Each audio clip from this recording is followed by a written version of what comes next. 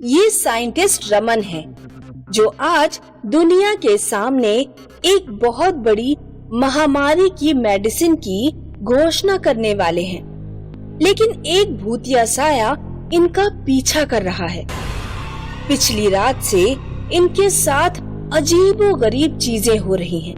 ये सोए तो अपने बिस्तर पर थे, लेकिन इनकी आंख कुएं में खुली। लोगों ने इनकी जान तो बचा ली, लेकिन कोई तो है जो इनका पीछा कर रहा है। तो सर, हमें बताइए कि आपको कैसा लग रहा है इतनी बड़ी इन्वेंशन करके? ये मेडिसिन दुनिया का सबसे बड़ा इन्वेंशन है। मैं बहुत खुश हूँ। बहुत मेहनत की है मैंने। साइंटिस्ट रमन बोल रहे थे कि कोई साया उनके आसपास मंडराने लगा। वो डर गए। उस साए ने सामने रखे हुए पानी के ग्लास को उठाकर साइंटिस्ट के मुंह पर फेंक दिया। सभी लोग दंग रह गए। ये सब लाइव टीवी पर दिख रहा था। कौन है यहाँ? सिक्योरिटी! जैसे ही सिक्योरिटी स्टेज पर आ रही थी, उस भूत ने सिक्योरिटी को हवा में उड़ाकर पटक दिया। साइंटिस्ट रमन बहुत डर गए और रिपोर्टर भी डरी हुई थी कि तभी सबके सामने साइंटिस्ट विक्रम का भूत दिखने लगा। ये सब लाइव टीवी पर दिख रहा था। साइंटिस्ट रमन भागने की कोशिश कर रहे थे कि साइंटिस्ट विक्रम के भूत ने उन्हें कुर्सी से बांध दिया। ये दवा रमन ने नहीं, मैंने बनाई है। इस धोखेबाज रमन ने मेरा खून कर दिया। खून? हाँ, खून। मैं और रमन एक साथ एक ही लैब में कई सालों से काम कर रहे थे। इस साल की शुरुआत में महामारी फैलने लगी। यार, इस महामारी से दुनिया को बचाना ही होगा। दुनिया भर के सारे साइंटिस्ट इस महामारी की ही दवा खोजने में लगे। कोई ना कोई जरूर बनाएगा। हमें भी कोशिश करनी चाहिए। ना बाबा ना, तू ही कोशिश कर। मेरे पास और भी बहुत काम है। मैं अकेला इस महामारी के ऊपर रिसर्च करने लगा। 1 महीने बाद मुझे इस महामारी के कीटाणु का कंपोजिशन समझ में आ गया। रमन, देख, मुझे इसका कंपोजिशन मिल गया। अब मैं जल्द ही इसकी मेडिसिन बना लूंगा। अरे वाह, फिर तो हम बहुत अमीर हो जाएंगे। ये मेडिसिन किसी बड़ी कंपनी को बेचकर हम दुनिया के सबसे अमीर साइंटिस्ट बन जाएंगे। नहीं यार, ये हम गवर्नमेंट को देंगे। वो क्यों? किसी बड़ी कंपनी को बेचेंगे तो उस दवा की कीमत बहुत ज्यादा होगी और आम लोग इसे नहीं खरीद पाएंगे। गवर्नमेंट को बेचेंगे तो हर एक गरीब तक ये पहुंच जाएगी, पर गवर्नमेंट हमें इससे अच्छे दाम नहीं देगी। मुझे इस दवा से अमीर नहीं बनना, पर उन लाखों गरीबों की दुआ जरूर चाहिए। मैं बहुत खुश था कि मैं मेडिसिन बनाने के बहुत नजदीक था, लेकिन मुझे क्या पता था, जिसे मैंने दोस्त समझा था, वो मेरे पीछे षड्यंत्र रच रहा है। रमन ने एक बड़ी कंपनी से हाथ मिला लिया था। उसे बहुत सारे पैसे मिलने वाले थे। तब से रमन मेरी हर हरकत पर नजर रखने लगा। वो अक्सर मेरी टेबल पर ताक झांक किया करता था। क्या ढूंढ रहे हो? कुछ नहीं, बस यहाँ कुछ गिरने की आवाज आई थी तो देखने चला आया कि कहीं कुछ टूटा तो नहीं। यहाँ तो कुछ गिरा नहीं है। शायद कहीं और से आवाज आई हो। हाँ, हो सकता है। मैं अपने काम में जुटा रहा और लगभग 15 दिन बाद मैंने वो मेडिसिन बना ही ली। Yes, I did it. I knew I would do it. क्या हुआ? आखिर मैंने वो मेडिसिन बना ही ली। फाइनली। मैं अभी जाकर न्यूज में ये अनाउंस करता हूँ। रुक जाओ, थोड़ा आराम से। ये इस सदी का सबसे बड़ा इन्वेंशन है। इसके अनाउंसमेंट के लिए बहुत सारी तैयारियां करनी होंगी। कैसी तैयारियां? गवर्नमेंट को इन्फॉर्म करना होगा, न्यूज वालों को भी पहले से इन्फॉर्म करना होगा। तो रुक, मैं सबसे बात करके आता हूँ, फिर मैं तेरे साथ चलता हूँ न्यूज चैनल के ऑफिस। ठीक है। रमन ने किसी से फोन पे बात की और फिर मेरे पास आया। हमें अभी गवर्नमेंट लैब इस मेडिसिन को ले जाना होगा। पर क्यों? उसका प्रोसेस है।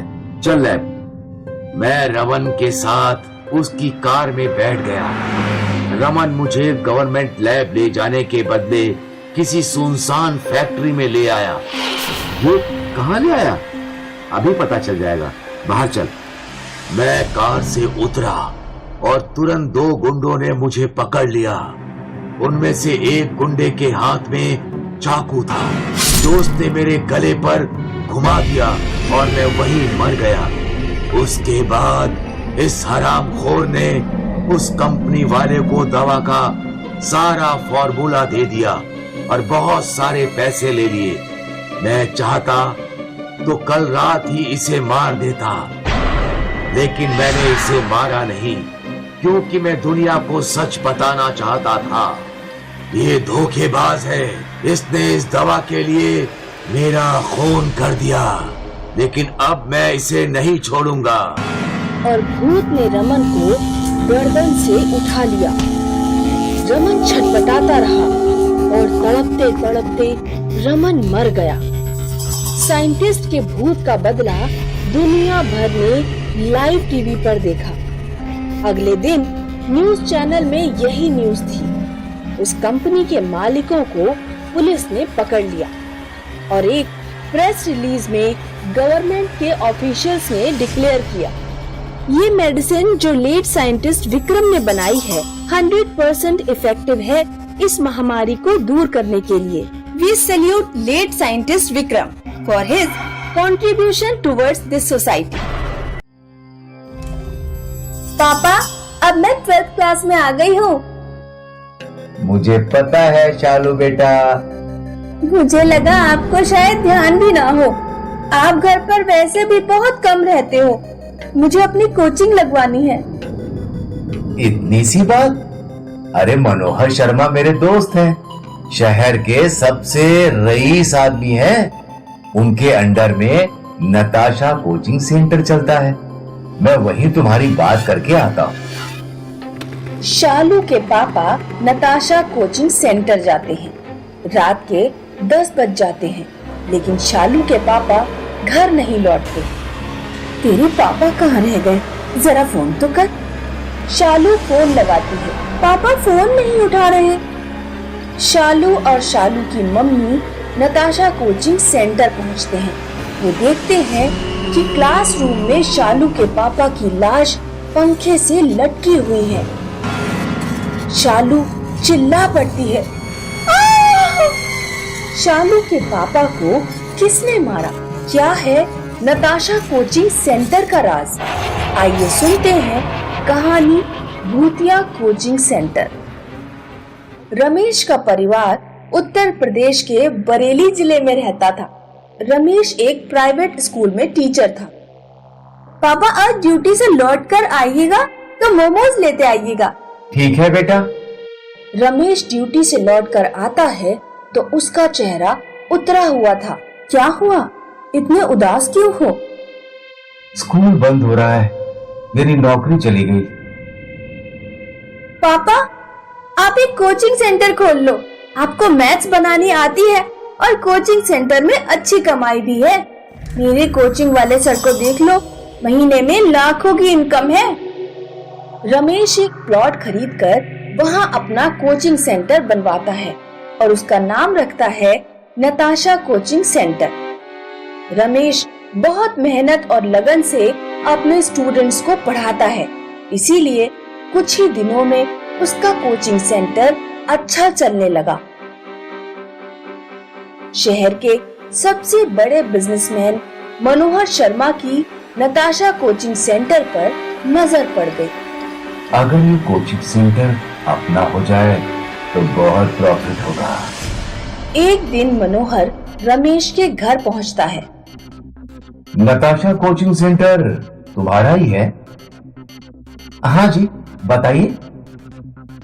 मैं मनोहर शर्मा हूं, मेरा नाम तो सुना ही होगा। मैं चाहता हूं तुम अपना कोचिंग सेंटर मुझे भेज दो। मैं इसमें फिजिक्स और केमिस्ट्री के टीचर्स भी रख दूंगा। मैथ्स तुम ही पढ़ाओगे। बस कोचिंग सेंटर मेरे अंडर में चलेगा। नहीं, मैं अपना कोचिंग नहीं बेचूंगा। पूरे शहर में कोई मुझे ना नहीं कह सकता। जिस चीज पर मेरा दिल आ जाए मैं उसे खरीद कर ही रहता हूं। मैंने आपसे कह दिया ना, नहीं बेचना है। ठीक है। मनोहर रात में कुछ गुंडे रमेश के घर भेज देता है और रमेश के पूरे परिवार को मरवा देता है। मनोहर नताशा कोचिंग सेंटर में अपने टीचर रखवा देता है और कोचिंग सेंटर उसके अंडर में चलती रहती है। 2 साल बाद, चलो बच्चों अब छुट्टी, अब हम दिवाली की छुट्टियों के बाद मिलेंगे। सारे स्टूडेंट्स चले जाते हैं और टीचर बोर्ड साफ करने लगता है। टीचर को 3 लोग बेंच पर बैठे दिखाई देते हैं। ये तीनों रमेश, रमेश की पत्नी और रमेश की बेटी के भूत थे। उनके चेहरे डरावने थे। अरे तुम लोग कौन हो? जाओ यहां से। तीनों आत्माएं टीचर का गला घोंटकर उसे मार देती हैं। अगले दिन मनोहर शर्मा कोचिंग पहुंचता है। सीसीटीवी चेक करो। मनोहर देखता है कि रमेश के पूरे परिवार का भूत टीचर को मार रहा है। अरे नहीं, ये तो वही तीनों लोग हैं। लगता है इनकी आत्मा भटक रही है। अगर ये सीसीटीवी फुटेज पुलिस के हाथ लग गई तो पुलिस रमेश के परिवार की हत्या की भी जांच करेगी और मुझ पर शक करेगी। इसलिए पुलिस स्टेशन जाना बेकार है। मनोहर घबरा जाता है। वो तुरंत अपने घर पहुंचकर पूरे घर में बॉडीगार्ड तैनात करवा देता है और एक तांत्रिक को बुलाकर पूजा पाठ करवाता है। वो तीनों आत्माएं मेरे पास तो नहीं आएंगी बाबा जी? नहीं, तुम निश्चिंत होकर सो जाओ। मनोहर रात में बिस्तर पर सो रहा है। अचानक उसकी आंख खुलती है तो रमेश का परिवार भयानक शक्लों में उसके सामने था। मुझसे गलती हो गई, मुझे माफ कर दो। हमारा हंसता खेलता परिवार तूने अपने लालच के चक्कर में बर्बाद कर दिया। मनोहर अपने कमरे से बाहर भागता है और अपनी कार स्टार्ट करता है। वो कार से तांत्रिक के घर की ओर भागता है। तीनों आत्माएं उसकी कार में आ जाती हैं। अब तू हमसे बचकर कहीं नहीं भाग पाएगा। मनोहर डर के मारे कार नहीं संभाल पाता और उसकी कार खाई में गिर जाती है। मनोहर मर जाता है। आज भी नताशा कोचिंग सेंटर में रमेश की आत्मा भटकती है और लोग वहां जाने से डरते हैं।